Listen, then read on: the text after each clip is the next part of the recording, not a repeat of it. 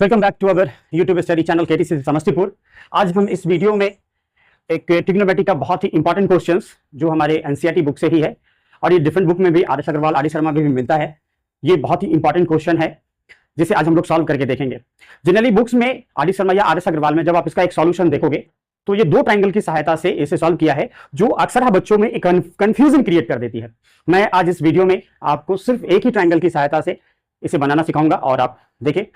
सबसे पहले हम इस क्वेश्चन की मीनिंग को समझते हैं। क्वेश्चन में यह है कि एक ट्राइंगल दी गई है जिसमें दो एंगल, एक एंगल बी और एक एंगल क्यू है, जिसे हमें क्या करना है, एक्यूट एंगल एज्यूम करना है। और हम एक्यूट एंगल समझते हैं कि एक्यूट एंगल जो होता है हमारा वो 0 डिग्री से बड़ा होता है और 90 डिग्री से छोटा होता है। और वो इस प्रकार से है सच दैट कि sine B equal to sine Q.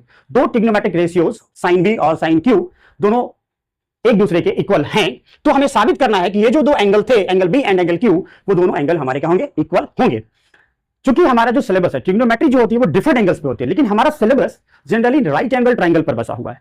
तो हम क्या करेंगे, सबसे पहले इस क्वेश्चन को बनाने के लिए एक राइट एंगल ड्रॉ करेंगे, राइट एंगल ट्राइंगल ड्रॉ करेंगे। तो ये देखिए, मान लिया मैंने ये राइट एंगल ट्राइंगल है, राइट एंगल में ये राइट एंगल है हमारा, हमने एज्यूम किया। राइट एंगल के ठीक सामने वाला जो साइड होगा वो क्या होगा, हमारा हाइपोटेन्यूज होगा।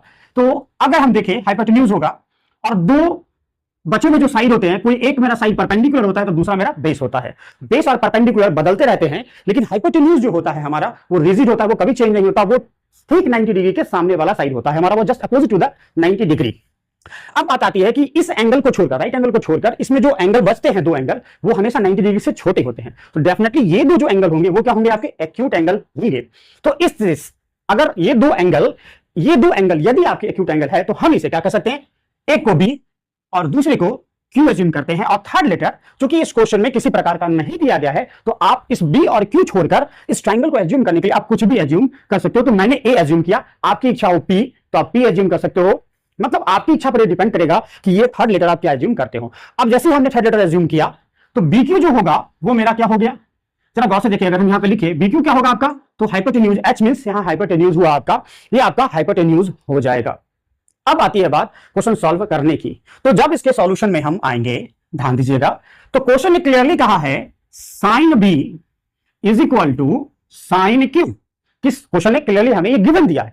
तो अब हम यहां पर देखें अगर एक नजरिए से, तो हम जानते हैं, हमने पढ़ा है इस चैप्टर में, sine theta is equal to perpendicular by hypotenuse P by H, ये हमने पढ़ रखा है। अब पी परपेंडिकुलर और हाइपोटेन्यूज तो रिजिड होता है। अगर हम देखें इस फिगर में तो हाइपोटेन्यूज का काम कौन कर रहा है, बी क्यू कर रहा है। तो अगर ये साइन बी लिया हमने, गौर से समझिएगा बात को, मैंने शुरू में ही कहा आपको इस वीडियो में कि परपेंडिकुलर और बेस, ये दो चीजें ऐसी हैं जो बदलती रहती है, वो सिचुएशंस पर काम करती है। और परपेंडिकुलर बेस का डिसीजन हमेशा हम एंगल से क्रिएट करते हैं। तो जैसे ही इसने साइन के साथ कौन आया हुआ है, बी आया हुआ है, मेरे इस क्वेश्चन में साइन के साथ बी आया हुआ है, तो बी ये एंगल हुआ। और अब इस एंगल के लिए हमें परपेंडिकुलर और बेस का क्या करना है, डिसीजन लेना है। तो परपेंडिकुलर बेस का डिसीजन लेने के लिए हम क्या करेंगे कि उससे एक एरो आप ड्रॉ करो ऐसे सिंपली, और वो जिस साइड को इंडिकेट करेगी वो परपेंडिकुलर, और जो बच गया वो आपका क्या हो जाएगा, बेस हो जाएगा। तो अब यहां पर आप देखो साइन बी के हिसाब से अगर परपेंडिकुलर लिखोगे तो आप क्या लिखोगे, ए क्यू लिखोगे, और हाइपोटेन्यूज क्या लिखोगे, तो बी क्यू लिखोगे। जरा आप देखो इसको, तो अब यहां से आप इसको लिखोगे ए क्यू बाई बी क्यू आप लिखोगे इसे। अब इसी तरीके से आप साइन क्यू का सोचो, इसी तरीके से आप किसका सोचो, तो साइन क्यू का सोचो। तो अब साइन क्यू के लिए अगर हम आए, साइन क्यू के लिए देखें, तो अब फिर ये एंगल, अब इसके लिए मुझे परपेंडिकुलर और बेस का डिसीजन लेना है। तो मैंने क्या बोला कि हाइपोटेन्यूज डिसाइड पहले से कर लेना है। ध्यान रहे, सबसे पहले डिसाइड करना है हाइपोटेन्यूज, क्योंकि वो रिजिड होता है, वो बदलता नहीं है। तो अब यहां से क्यू से मैंने एक एरो दिखाया, तो किसको इंडिकेट किया, ये किस साइड को, तो बी ए को, या ए बी जिसे हम बोलेंगे। तो हम यहां पे क्या लिखेंगे, ए बी परपेंडिकुलर की जगह पे, और हाइपोटेन्यूज रिजिड है हमारा, जो क्या है मेरा बी क्यू है। तो अब यहां से हम क्या लिखेंगे, A B by B Q. हमने देखा कि इस ट्राइंगल में नीचे का जो पार्ट है वो इक्वल है और मल्टीप्लाई की फॉर्म में है, डिवाइड की फॉर्म में, तो दोनों कैंसिल होगा और हमारे पास क्या आ जाएगा, A Q equal to A B, ये आ जाएगा हमारे पास। अब हम जानते हैं किसी भी ज्योमेट्री में हमने पढ़ रखा है, किसी भी ट्राइंगल में यदि दो साइड बराबर हो तो उनके अपोजिट एंगल्स भी एक दूसरे के क्या होते हैं, बराबर होते हैं।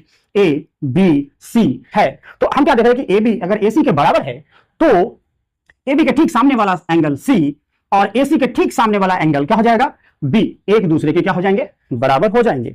अब जरा हम इस ट्राइंगल में, अपने ही ट्राइंगल में नजर दौड़ाएं। हमारे पास ट्राइंगल है कुछ ऐसा, ए बी क्यू, ये 90 डिग्री है। हमने क्या पाया, A Q is equal to A B. हमने पाया A Q is equal to A B. तो अब यहां से हम यहां पर सिंपली लिखेंगे in a triangle A B Q. हम क्या देख रहे हैं कि ए बी और ए क्यू बराबर है, तो ए क्यू के ठीक सामने का एंगल कौन है, देखिए इसके सामने का एंगल कौन है, बी। तो हम यहां पे लिखेंगे angle B is equal to, ठीक देखिए अब ये एरो हटाया मैंने, अब बी के और इसके सामने देखिए ए क्यू के सामने में, ए बी के सामने में कौन सा साइड है मेरा, कौन सा एंगल है, सॉरी एंगल कौन सा मेरा, तो क्यू। तो यहां पे लिखेंगे angle Q, angle B equal to angle Q. और यही हमें क्या करना था, साबित करना था। Thank you.